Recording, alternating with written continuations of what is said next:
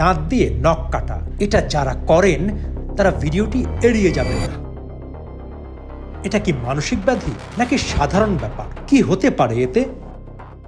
সব সময়ে আসলে দাঁত দিয়ে নখ কাটাটা মানসিক সমস্যা না, যদি সেটা রিপিটেটিভ হয়। অর্থাৎ যদি আমরা দেখি এই বিহেভিয়ারটা একটা মানুষ প্রতিনিয়তই করছে, সব সময় করছে, হতে পারে সেটা আধা ঘন্টা পর পর বা বেশ কিছু সময় পর পর তিনি প্রতিনিয়ত এই কাজটা করেই চলেছেন, যেটাকে আমরা রিপিটেটিভ বিহেভিয়ার বলতে পারি, রিপিটেটিভ ফোকাস বিহেভিয়ার বলতে পারি। এই ক্ষেত্রে এটা সাইকোলজিক্যালি বা ক্লিনিক্যাল সাইকোলজিক্যালি এটা একটা মানসিক সমস্যার দিকে এগিয়ে যেতে পারে যদি সেটা প্রতিনিয়ত হয়। এটা বেসিক্যালি সাইকোলজিতে হচ্ছে বডি ফোকাস রিপিটেটিভ বিহেভিয়ার। যদি এটাকে আমরা আরও ক্লিনিক্যালের ভাষায় বলতে যাই তাহলে সেটা হচ্ছে অনকোফোবিয়া।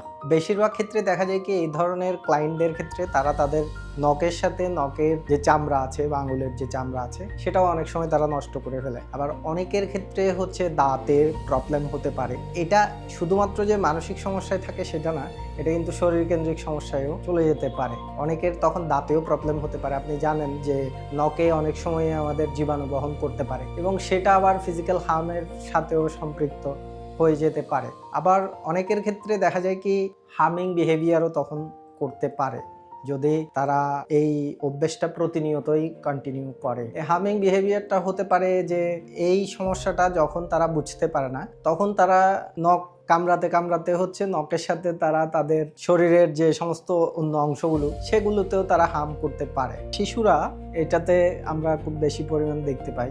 বয়স হতে হতে বা বড় হতে হতে এটা আসলে কমে যায়। তবে যাদের কমে না তারা ট্রিটমেন্ট নিতে হয় বা স্পেশালিস্টের সাথে তাদের যোগাযোগ করতে হয়।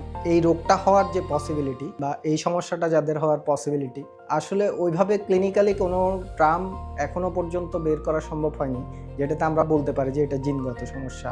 সাধারণত এটা আচরণগত সমস্যা হিসেবে এখনো পর্যন্ত আমরা চিহ্নিত করতে পারি। এই ধরনের প্রবলেমের জন্য সাধারণত সাইকোলজিস্টের কাছে আসাটাই সবচেয়ে গুরুত্বপূর্ণ, কারণ এটা একটা বিহেভিয়ারাল প্রবলেম। তো বিহেভিয়ারাল প্রবলেমের জন্য বিহেভিয়ার যদি আমরা চেঞ্জ করতে চাই, পরিবর্তন করতে চাই, তাহলে অবশ্যই একজন এক্সপার্ট সাইকোলজিস্টের কাছেই তাদের আসা উচিত। স্ট্রেস লেভেলটা বেড়ে যেতে পারে। অনেক সময় এই ধরনের যারা ক্লায়েন্ট আছে বা এই ধরনের ব্যক্তি যারা আছে তারা নখ কাটা থাকে হয়তো আমরা অনেকেই ছোট বিষয় হিসেবে দেখি, কিন্তু এটা আসলে একটা সময় গিয়ে তাদের স্ট্রেস লেভেল অনেক বেড়ে যেতে পারে। এখান থেকে তারা বিভিন্ন ধরনের মানসিক সমস্যায় জড়িত হয়ে যেতে পারে। মানসিক সমস্যা যখন তৈরি হয় তখন এটা আবার ট্রমার দিকেও যেতে পারে। ইটস ডিপেন্ড অন যে তার পর্যায়টা কি এবং কতদিন যাবত হচ্ছে সে এই ধরনের হার্মফুল আচরণ করছে। যারা রেগুলার করছে তারা হয়তো মানসিকভাবে স্থিতিশীল না, তাদের মধ্যে স্ট্রেস লেভেলটা অন্যদের তুলনায় বেশি থাকে এবং তারা তাদের লাইফের যে সমস্যার সলিউশনগুলো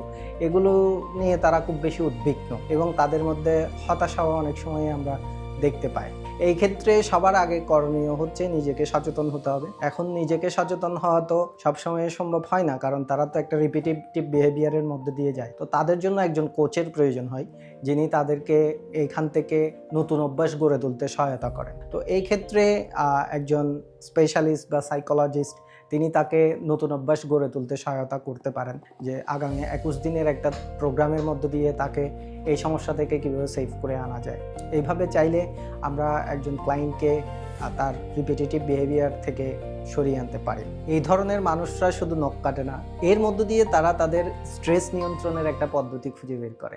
এই ধরনের মানুষগুলো সাধারণত নখ কাটে না, তারা এর মধ্য দিয়ে মানসিক চাপ সামলানোর একটা উপায় তৈরি করে।